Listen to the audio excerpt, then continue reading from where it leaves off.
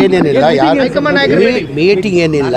ಊಟಕ್ಕೆ ಕರೆದಿದ್ರು ನಮ್ಮ ವೇಣುಗೋಪಾಲ್ ಅಂತ XMLC ಊಟಕ್ಕೆ ಕರೆದಿದ್ರು. ಅವ್ರೇನೋ ಹೈದರಾಬಾದ್ ಹೋಗ್ತಾ ಇದ್ರು, ಪರಮೇಶ್ವರ್ ತುಮಕೂರಿಂದ ಬಂದರು. ಅವರು ಏನು ಮಾಡಿದ್ರು, ಇಲ್ಲೇ ಊಟ ಮಾಡಿಬಿಡೋ ಸಮೀರ್ ಬಂದವರು ಅಂತ ಅವರು ಬಂದಿದ್ರು. ದಿನೇಶ್ ಇಲ್ಲೇ ಇದ್ರಂತೆ. ಎಲ್ಲ ಊಟ ಮಾಡಿ ಪಾಡಿಗೆ ಹೋಗ್ತಾ ಇದ್ರು.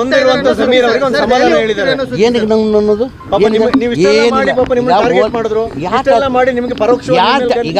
ಈಗ ಮಾಡಬೇಕಾದ್ರೆ ಟಾರ್ಗೆಟ್ ಯಾರು ಮಾಡಬೇಕು?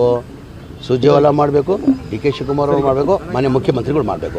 ಅವ್ರು ಯಾರನ್ನ ಮಾಡಿದಾರಾ? ಬೇರೆ ಯಾರು ಮಾತ್ರ ಅರ್ಥ ಇಲ್ಲ. ಬೇರೆ ಯಾರು ಮಾತಾಡಿದ್ರು ಅರ್ಥ ಇಲ್ಲ. ಇದಕ್ಕೆ ಹಂಗೇನಾರು ಇದ್ರೆ ಯಾರು ಮಾಡಬೇಕು? ಸುರ್ಜೇವಾಲಾ ಮಾಡಬೇಕು, DK ಶಿವಕುಮಾರ್ ಅಧ್ಯಕ್ಷರು ಮಾಡಬೇಕು, ಇಲ್ಲ ಮನೆ ಮುಖ್ಯಮಂತ್ರಿ. ಒಂದಂದ್ರೆ ನಿಮ್ಮ ಗ್ರೋತ್ ಅನ್ನ ಪಾರ್ಟಿ ಒಳಗೆ ಸಹಿಸದೆ ಒಂದು ವರ್ಗ ನಿಮ್ಮ ವಿರುದ್ಧ ಪಿತೂರಿ ಮಾಡೋ ಖಂಡಿತ ಇಲ್ವೇ ಇಲ್ಲ. ನೀವು 18ಕ್ಕೆ ಬಂದ್ರಿ, ಆ ಥರ ಇಲ್ಲ. ನೀವು 18ಕ್ಕೆ ಬಂದ್ರಿ ಕಾಂಗ್ರೆಸ್ಗೆ. ಆದ್ರೆ ಇಲ್ಲಿ ಕಾಂಗ್ರೆಸ್ ನಾಯಕರು ಎಲ್ಲೋ ಡಿಸ್ಟರ್ಬೆನ್ಸ್ ಆಯ್ತು, ಅದು ಈಗ ಜಾರಿ ಆಗ್ತದೆ. ಈಗ ನಾನೇನು ಹೇಳ್ತಾರೆ, ನಾನೊಬ್ಬ ಸಾಮಾನ್ಯ ಕಾರ್ಯಕರ್ತ, ನಾನು ಆ ಮಟ್ಟಿಗೆ ರೀಚ್ ಆಗಲಿಲ್ಲ. ಅವ್ರು ತಿಳ್ಕೊಂಡಿರ್ಬೋದು. ನಾನು ಏನಂತೀನಿ ಅಂದರೆ, ನಾನು ಆ ಮಟ್ಟಿಗೆ ರೀಚ್ ಇಲ್ಲ. ನಾನೊಬ್ಬ ಭಾಳ ಸಣ್ಣ ಕಾರ್ಯಕರ್ತ. ನಿಮ್ಮಂತ ಸಣ್ಣ ಕಾರ್ಯಕರ್ತರನ್ನ ಇಡೀ ದಕ್ಷಿಣ ಭಾರತದಲ್ಲಿ ಗುರುತಿಸಿ ಎಲ್ಲ ಕಡೆ ಕರಿತಾ ಇದ್ದಾರೆ. ಓಕೆ, ನೀವು ಸಣ್ಣವರೇ ಆದರೂ ಕರಿತಾ ಇದ್ದಾರೆ. ಬಹುಶಃ ಅದೇ ಯಾರಿಗಾರು ಸಹಿಸಕ್ಕಾಗಿಲ್ಲ.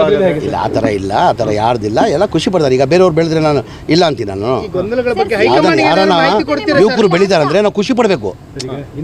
ಈಗ ಯಾರು ಏನು ಒಂದು ನಿಮಿಷ ಹೇಳ್ತೀನಿ ನಾನು, ಯಾರು ರಾಜಕೀಯದಲ್ಲಿ ಗೂಟ ಹೊಡ್ಕೊಂಡು ಕೂತ್ಕೊಳ್ಳಲ್ಲ.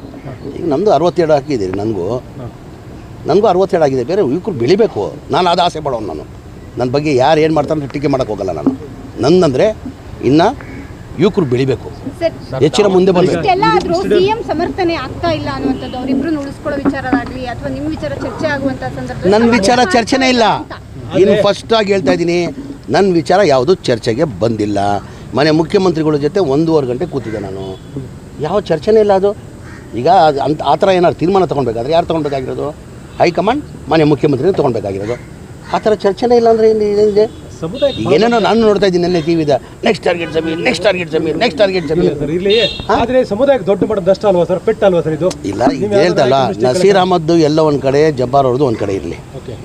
ನಸೀರ್ ಅಹಮದ್ದು ಎಲ್ಲೋ ಒಂದು ಕಡೆ ಇದಾಗಿದ್ದು ನನಗೂ ನೋವಾಗಿದೆ. ಆಗಬಾರ್ದಾಗಿತ್ತಂತ ನನಗೂ ನೋವಾಗಿದೆ. ನಸೀರ್ ಅಹಮದ್ ವಿಚಾರಕ್ಕೆ ನನಗೂ ನೋವಾಗಿದೆ.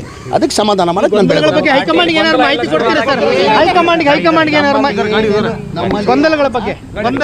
ನಮ್ಮಲ್ಲಿ ಏನೇನು ಗೊಂದಲ ಇಲ್ಲ ಸರ್, ಯಾವುದಲ್ಲೂ ಗೊಂದಲ ಇಲ್ಲ ಸರ್. ಯಾವ ಮಾಹಿತಿ? ನೋಡ್ರಿ, ಈಗ ಮನೆ ಮುಖ್ಯಮಂತ್ರಿಗಳು ಚರ್ಚೆ ಮಾಡಿದ್ದೀವಿ, ಅಧ್ಯಕ್ಷರು ಮಾತಾಡ್ಬೇಕಂತ ಇದ್ದೆ. ಅವರು ಏನೋ ಕೊಯಮತ್ತೂರಲ್ಲಿದ್ದಾರೆ, ನಾಳೆ ಬರ್ತಾರಂತೆ. ಅವ್ರಿಗೂ ಭೇಟಿ ಮಾಡ್ತೀನಿ ನಾನು. ಇದೆಲ್ಲ ಆಗಿದೆ ಸರಿ ಅಂತ ಹೇಳ್ಬೇಕು ತಾನೆ. ದಾವಣಗೆರೆ ವಿಚಾರದಲ್ಲಿ ನೀವು ಸಮುದಾಯದ ಪರವಾಗಿ ಪ್ರಬಲವಾಗಿ ನಿಲ್ಲಲಿಕ್ಕೆ ಯಾರ್ದಾರು ಒತ್ತಡ ಇತ್ತ ಸರ್? ಎಲ್ಲಿ ಒತ್ತದೆ? ನಾನು ಹೇಳಿದ್ದೀನಿ ಮುಂಚೆನೆ. ನನಗೆ ಒಂದಿನ ಜವಾಬ್ದಾರಿ ಕೊಟ್ಟಿದ್ರು. ಒಂದೇ ದಿನ ನಾನು ಬರೋಕ್ಕೆ ಹೇಳಿದರು. 5ನೇ ತಾರೀಕು ದಾವಣಗೆರೆ ಮಾಡಿ ಅಂದರು, 6-7 ಬಾಗಲಕೋಟೆ ಮಾಡಿ ಅಂದರು. ನಾನು 7ನೇ ತಾರೀಕಿಗೆ ಬರೋಕ್ಕೆ ರೆಡಿ ಇದ್ದೆ. ಕರೆದ್ರೆ ಅಗತ್ಯ ಇದ್ರೆ ಬರ್ತೀನಪ್ಪ ಅಂತ ಹೇಳಿದೆ.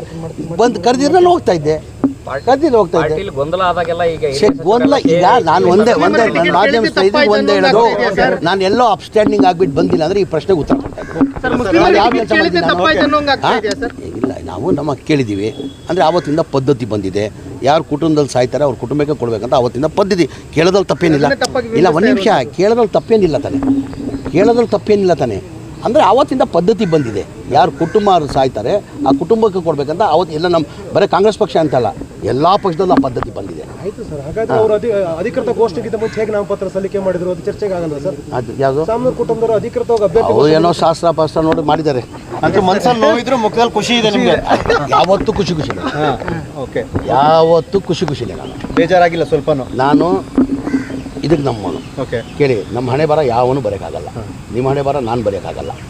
ದೇವರು ಬರೆದಿರ್ತಾನೆ ಹಣೆ ಬರ ತಕ್ಕಂಗೆ ಆಗೋದು. ಯಾರ್ದಾನ ಇರಲಿ, ನಿಮ್ದಿರಲಿ ನಂದಿರಲಿ, ನಾವು ಹೇಳ್ಕೊಳೋದು ಅಷ್ಟೇ. ಹಿಂಗಾಯ್ತು, ಹಂಗಾಯ್ತು, ಇದಾಯ್ತು, ಕೂಡ ನಗನಗ್ತಾ ಇರಬೇಕು ಅಂತ ಅನ್ಕೊಂಡಿದ್ದೀರಿ? ನೊಂದು ಇಲ್ಲ, ಬೆಂದು ಇಲ್ಲ, ಗಟ್ಟಿಯಾಗಿದ್ದೀರಿ.